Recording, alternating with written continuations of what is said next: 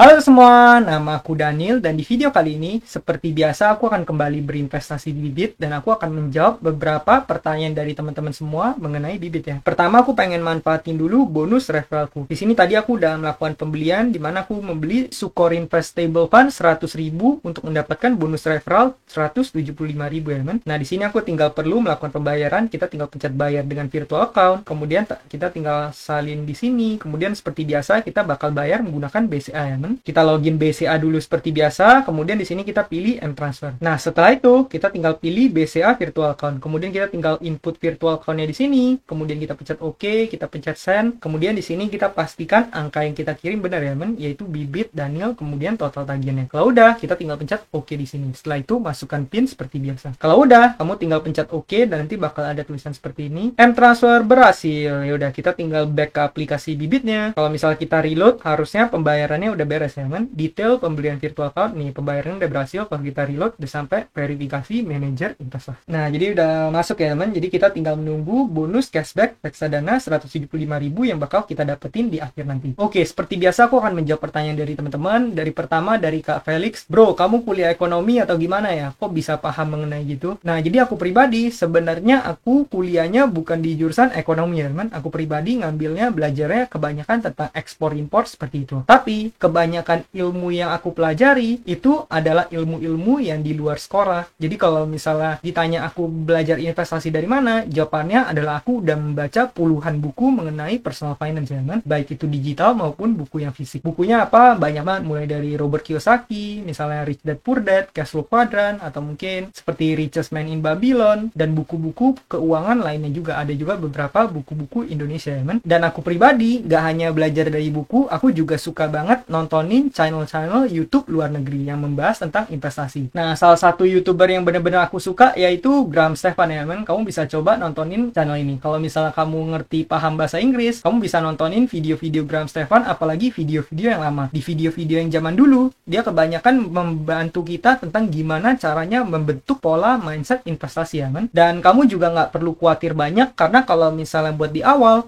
sebenarnya kita nggak perlu mahamin untuk makroekonomi secara dalam banget sih. Aku pribadi juga pengetahuanku tentang makroekonomi juga nggak begitu tinggi ya, men. Aku lebih paham tentang gimana cara mengelola uang, gimana cara mindset personal finance yang benar, gimana cara membangun hubungan yang baik dengan uang, gimana cara membangun habits yang baik untuk mengelola uang. Jadi kalau misalnya untuk belajar mengenai uang, kamu nggak perlu sekolah di bidang keuangan ya, men. Bahkan aku pribadi kalau misalnya dilihat, berarti dari semua ilmu yang aku dapat, ilmuku tentang uang ini, ilmuku tentang investasi, gak ada yang aku dapatkan di sekolah ya. Jadi selama 6 tahun aku SD, 3 tahun SMP, 3 tahun SMA, sedikit pun aku gak diajari mengenai keuangan. Bahkan di kuliah, aku kuliah di luar negeri, itu pun masih gak diajarin mengenai keuangan ini. Sampai aku belajar dari banyak YouTuber luar negeri, belajar dari page-page bisnis, belajar dari buku, baru aku tahu bahwa sebenarnya uang itu harus kita jadikan teman, uang itu harus kita pekerjakan untuk bisa menghasilkan uang lagi buat kita. Jadi tujuan kita adalah untuk membangun aset sebanyak-banyaknya sampai aset tersebut bisa menghasilkan passive income untuk kita. Nah, jadi untuk mempelajari mengenai uang, kamu sama sekali nggak perlu kuliah juga sebenarnya bisa ya, men. Bahkan menurut aku pribadi banyak loh orang yang mungkin sekolahnya nggak nyampe kuliah tapi ilmu keuangannya bisa jadi jauh lebih tinggi daripada ilmu keuangan yang aku miliki. Jadi yang penting adalah kemauan kita untuk belajarnya. Kalau misal kamu pengen belajar mengenai keuangan, kamu boleh cek ke bagian playlist yang ada di channel ini. Aku udah bahas banyak banget mengenai mindset keuangan, review platform investasi juga, terus gimana cara berinvestasi, gimana cara menggunakan instrumen-instrumen, gimana cara melakukan diversifikasi. Kamu boleh cek di playlist yang ada di channel ini teman, atau cek playlist personal finance yang ada di channel ini. Nah, semoga bisa membantu kamu ya buat Kak Felix. Berikutnya dari Kak Hasan Bansos, Kak mau nanya, kan saya jual RDPU dan Bank Jago menjadi rekening hasil penjualannya. Tapi kata bank kustodiannya rekening Bank Jago tidak terdaftar karena bank kustodiannya menggunakan metode transfer SKN. Apakah memang ada kejadian seperti itu, Kak? Nah, kalau misalnya untuk menjawab ini ya, men, aku pribadi, aku nggak pernah mengalami hal seperti ini ya. Bahkan aku nggak ngerti kenapa banknya bisa nggak terdaftar, tapi kalau menurut aku pribadi, sebaiknya hal seperti ini kamu langsung tanyakan aja. Tanyanya gimana? Kamu bisa ke bagian support yang ada di sini ya, kan? Di sini kalau misal kamu nanya ke support ini, nanti pasti bakal dibalas oleh tim customer service-nya. Karena untuk hal-hal teknis seperti ini, aku pribadi mungkin kadang juga nggak bisa bantu ya, kan? Bahkan aku pribadi nggak tahu kenapa bisa masalah seperti itu. Aku pribadi pribadi dalam mencairkan, aku pribadi nggak pernah kena masalah, dan biasanya sih aku mencairkannya ke BCA, teman. Coba kamu tanya ke bagian helpdesk ini, kamu juga boleh kirim email kalau misalnya kamu masih belum ke-solve masalahnya setelah kamu nanya di sini, teman. Tapi kalau saranku pribadi, mungkin kamu boleh add beberapa bank lainnya. Jadi kalau misalnya ada satu bank yang nggak bisa, ya udah kamu tarik ke bank lain aja. Walaupun kalau bisa sebenarnya transfernya sebisa mungkin menggunakan bank yang sama supaya nggak dikenakan biaya ya. Semoga bantu buat kamu ya Kak Hasan Bacos. Oh ya, buat teman-teman yang mungkin bisa membantu Kak Hasan, yang buat kamu yang tahu jawabannya, kamu juga boleh reply di komen ini ya. Karena mungkin ada teman-teman di luar sana yang mengerti mengenai masalah seperti ini. Semoga bantu buat kamu ya. Berikutnya dari Kak Muhammad Alfat, maaf Bang, saya mau nanya, itu kan kita beli saham. Nah, di situ kan ada tulisan rutin per bulan sama nabung sekali. Itu gunanya buat apa ya? Semoga dibales. Nah, jadi gini ya, Bang, kalau misal kamu pengen investasi, kan di sini ada pilihan pengen belinya rutin per bulan atau enggak. Contoh di sini aku katakan aku membeli Sukor Invest Stable Fund. Nah, di sini kita tinggal pilih obligasi, kemudian aku membeli Sukor Invest Stable Fund. Kalau misal kita pencet top up, kemudian kita masukin angkanya, pencet beli sekarang, kan di sini ada pilihan nabung rutin pembelian ini ya, man. Mungkin yang kamu maksud nabung rutin per bulan di sini. Nah, kalau misalnya kamu melakukan pembelian rutin di sini, nanti setiap bulan kamu bakal secara otomatis dananya bakal dipotong, teman-teman. Jadi aku pernah coba kan waktu itu, kamu boleh cek di video sebelumnya yang aku membahas tentang gimana cara menggunakan Bank Jago untuk kita auto debit nabung rutin. Jadi nanti kita di sini bisa ngeset. Misalnya kamu pengen frekuensinya setiap hari, atau misalnya kamu pengen mingguan, pengen 1 bulan dipotong 4 kali, yaitu setiap minggu dipotong. Terus nanti kamu bisa atur harinya. Misalnya pengen dipotong setiap hari Kamis, berlaku hingga selamanya. Ya udah, nanti setiap minggu di hari Kamis dana kamu bakal secara otomatis dipotong dan kamu bakal investasi ya, teman. Kalau misal kamu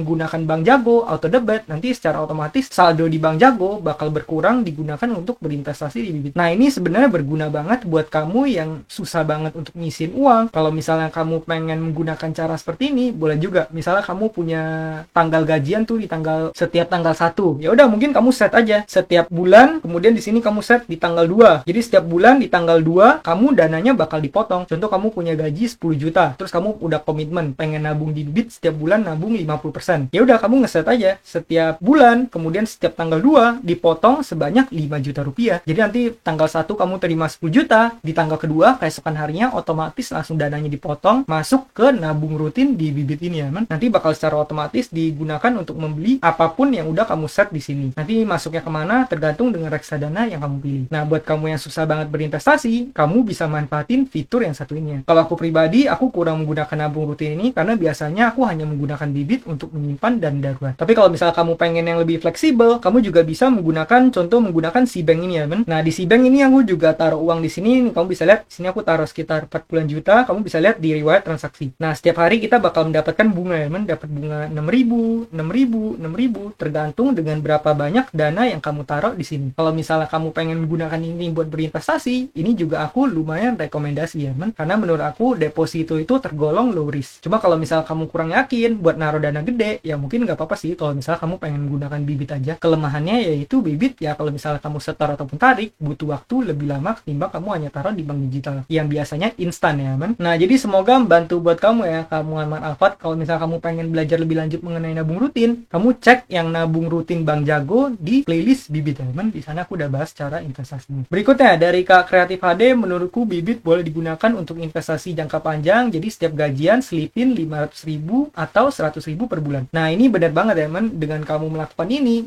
sama aja kamu udah membangun kebiasaan yang baik untuk berinvestasi. Karena pada akhirnya untuk kita bisa membangun aset itu bukannya tentang kita langsung naruh uang terus kita nggak melakukan kebiasaan ya, men. Tapi ini tentang gimana hubungan kita dengan uang, gimana kita bisa membiasakan diri untuk membangun yang namanya habits untuk berinvestasi. Makanya channel ini aku beri nama Investor Habit, yaitu kebiasaan kita untuk berinvestasi. Yang aku tekankan adalah kebiasaannya. Jadi biasakan diri kamu untuk berinvestasi. Biasakan dirimu untuk menyisihkan sebagian dari uangmu digunakan untuk menghasilkan lebih banyak uang atau membentuk yang namanya passive income ya. Nah, jadi ini bagus banget mindsetnya. Semoga teman-teman semua bisa mengikuti mindset seperti ini. Nah, mungkin sekian aja pembahasan kita pada video kali ini. Nanti kalau misalnya ada pertanyaan lagi, aku bakal bantu untuk menjawab teman-teman semua lagi ya. Nah, buat kamu yang baru mampir dan buat kamu yang baru invest, kamu juga boleh menggunakan kode referral yang udah aku tulis di kolom deskripsi di bawah. Dengan menggunakan kode itu nanti kamu bisa dapat bonusnya kamu pakai untuk memperbesar porto kamu. Sekian video dari aku, semoga video ini bermanfaat dan akhir kata jangan lupa untuk selalu